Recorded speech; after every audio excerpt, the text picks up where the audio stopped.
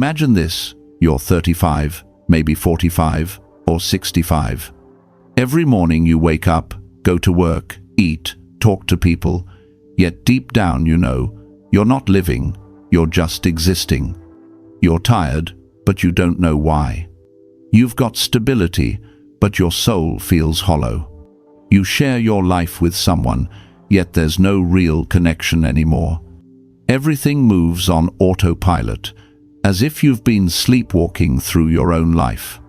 And one day, you look in the mirror. You see a stranger staring back, dull eyes, heavy shoulders. A voice inside whispers, "Where did I go?" But what you're feeling isn't just a problem of the modern world.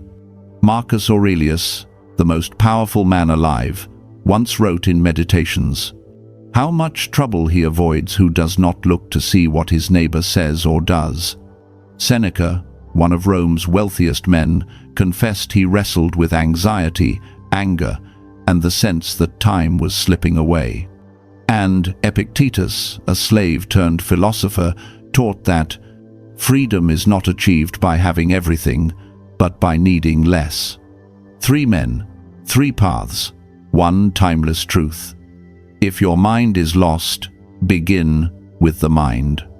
If your body is broken, begin with the body. If your heart feels empty, begin with the heart.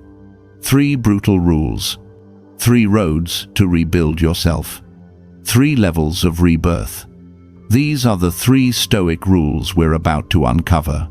Principles that can rebuild your life from the inside out. But only if you're brave enough to live them. Let's begin. Rule 1. Fix the mind. Marcus Aurelius once wrote, "You have power over your mind, not outside events. Realize this, and you will find strength." Yet, today, most people have surrendered that power. Our minds no longer belong to us, they belong to the noise. News cycles, social media, endless comparison. We scroll, we react, we consume, until the inner voice that once guided us falls silent. Your mind has become a battlefield, and you didn't even notice the invasion. 1. Detox the mind. You can't build a new life using old thoughts. You can't feed your brain with junk and expect clarity. Just as a strong body can't thrive on fast food, a strong mind can't thrive on mental garbage. So here's the challenge: 7 days. For the first 30 minutes of every morning, feed your mind truth, not trash. Read philosophy. Read the lives of those who overcame the impossible. Study skills that make you sharper, calmer, more resilient. Don't call it reading, call it training. Because your mind is either your greatest weapon or your worst prison. And every scroll, every thought, every reaction decides which one it becomes. 2. Redefine the direction. Most people say, "I want to be happy. I want to be successful." But the Stoics knew happiness isn't the goal, it's the side effect of living with virtue. Don't ask, "What do I want to have?" Ask, "Who do I want to become?" When you say, "I want to lose weight," you focus on outcome. When you say, "I am someone who honors my body," action follows identity. That's not habit change, that's identity shift. Write this down. I am becoming. Then, finish the sentence not with who you wish to be someday, but with who you choose to be today. Because transformation doesn't happen in the future, it happens now, with every small decision you make. 3. Break the invisible prison. I can't. I'm not good enough. It's too late. These aren't facts, they're walls. And the cruelest part? You built them yourself. The Stoics called this ascent the act of agreeing with the lies your fear whispers. But the moment you stop agreeing, you begin to break free. Write down the 3 beliefs that hold you back. Then rewrite each one as a declaration of power. I don't have time becomes I'm learning to prioritize what matters. I'm not smart enough becomes I'm developing the skills I need.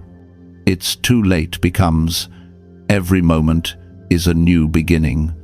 Each rewritten sentence is a hammer striking the wall of your old identity. Each word a crack that lets light in. 4. The mind training ritual. Every morning, write 3 thoughts that strengthen you and 3 that weaken you. Throughout the day, catch the negative ones the moment they appear and replace them with something true. At night, ask yourself, did my mind serve me today, or did it sabotage me? This isn't about thinking positive, it's about thinking with discipline. It's the mindset of a warrior, calm under fire, clear in chaos, unshaken by noise. Because when you master your mind, you master your fate. When you command your thoughts, you command your reality. So say this to yourself, not as a quote, but as a vow. My mind is my kingdom, and I am its sovereign ruler. And from this moment on, no one rules it but you. Rule 2. Fix the body. Your body is the foundation of your soul, the vessel that carries your mind and your purpose through life. You can't maintain a strong mind while living inside a weak body. The Stoics knew this thousands of years ago. Marcus Aurelius reminded himself each dawn. At daybreak, when you find it hard to get out of bed, remember, you were born to act as a human being. And so he rose, not because it was easy, but because discipline was his nature. 1. Nutrition is discipline. Your body is not a trash bin. Every bite you take is a choice to strengthen yourself or to sabotage your potential. Before every meal, ask yourself, will this bring me closer to the person I want to become, or keep me chained to who I used to be? Don't aim for dieting, aim for awareness. Because when you control the fork, you begin to control your life. You don't have to chase perfection, just consciousness. Every conscious choice rewires the connection between your body and your willpower. Food can either fuel your purpose or feed your weakness. Choose with intention. 2. Sleep is the energy of wisdom. Seneca once warned, it's not that we have a short time to live, but that we waste much of it. Every late night you trade for another episode, another scroll, another distraction you steal from tomorrow's strength. No one ever built greatness with a tired mind and a foggy soul. Sleep is not laziness, it's recovery.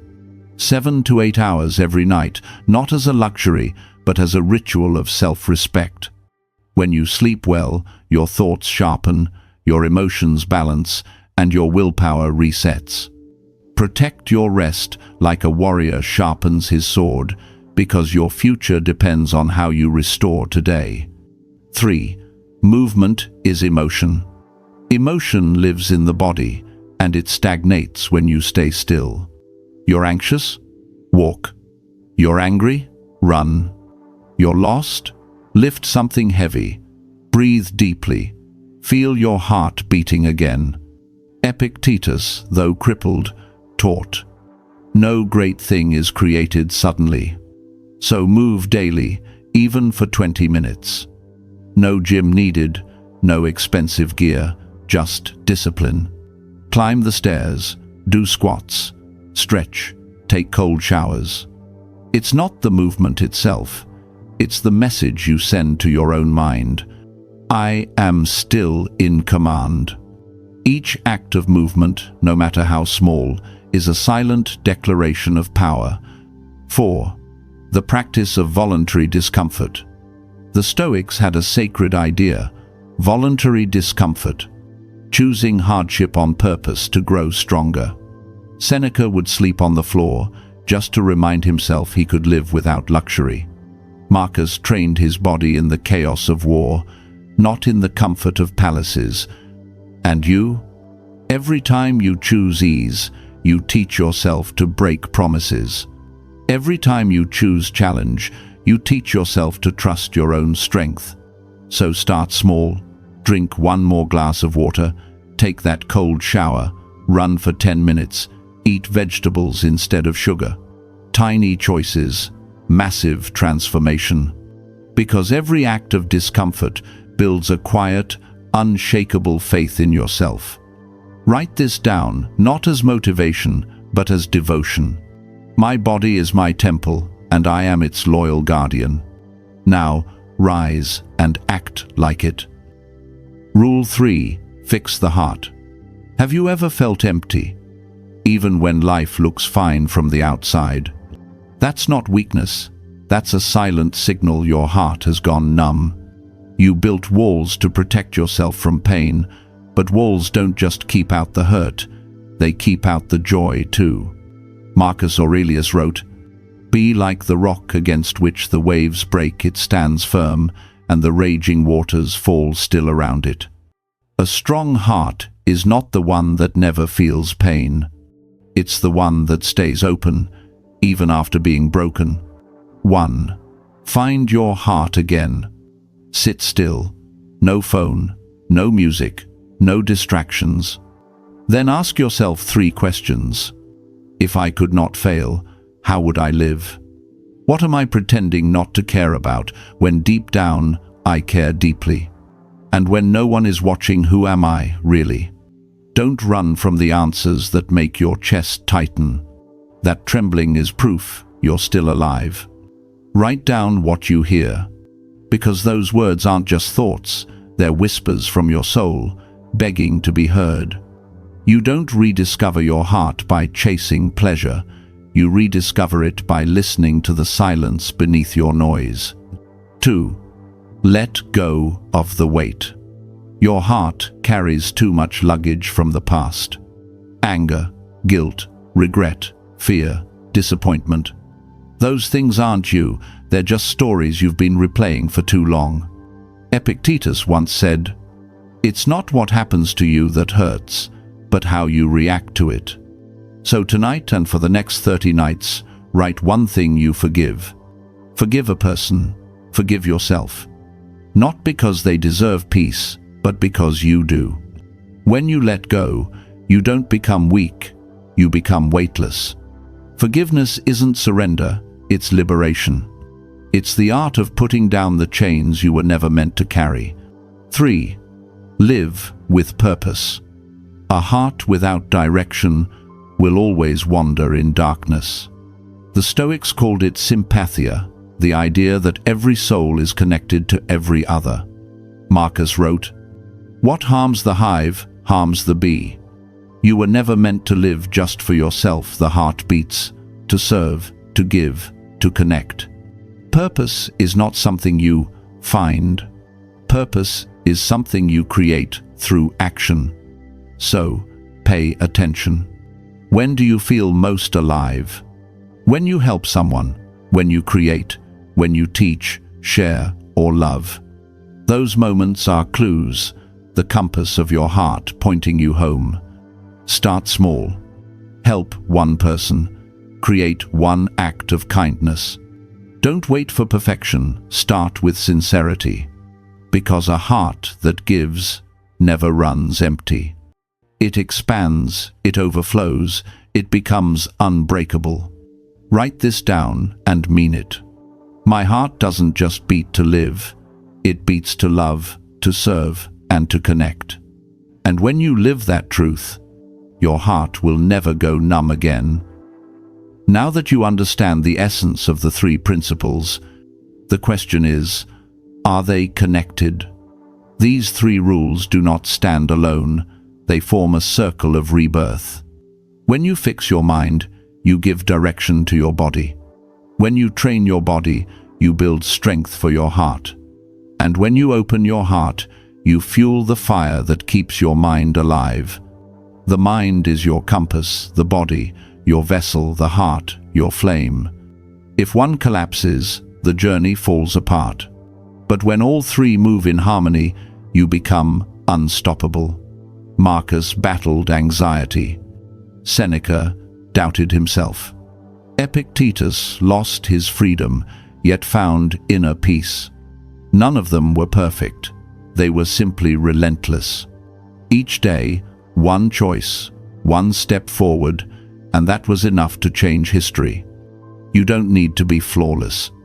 You just need to show up every single day and stay loyal to your path. Let me tell you a story.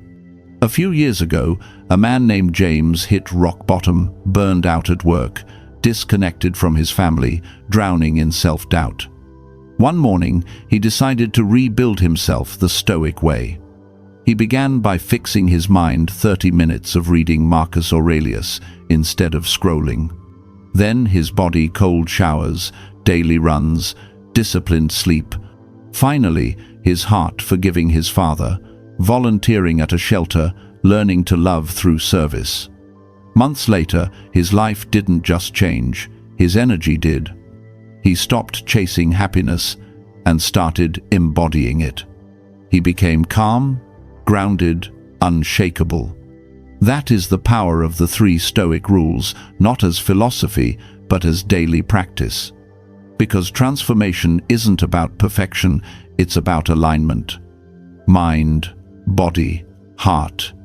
When they move as one, nothing can break you. Conclusion. Fix your mind, and you'll fix your life. Train your body, and you'll free your soul. Heal your heart, and you'll never lose your way again. You were not born merely to survive. You were born to awaken. The world doesn't need another copy, it needs you.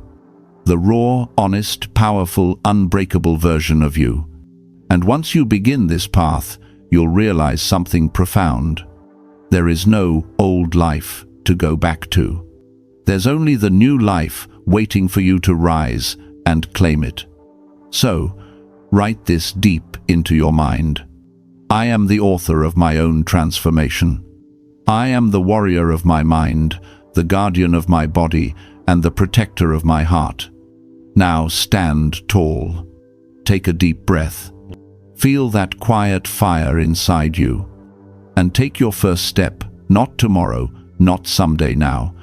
Your journey doesn't begin when life gets easier. It begins when you decide you're ready to grow stronger. And if this message speaks to you, don't just watch it, live it.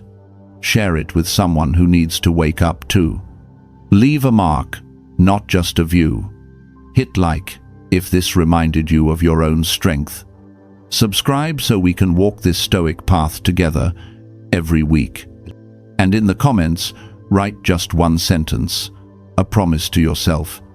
I begin my transformation today. Because you can. Because you must. Because the world is waiting for the awakened you.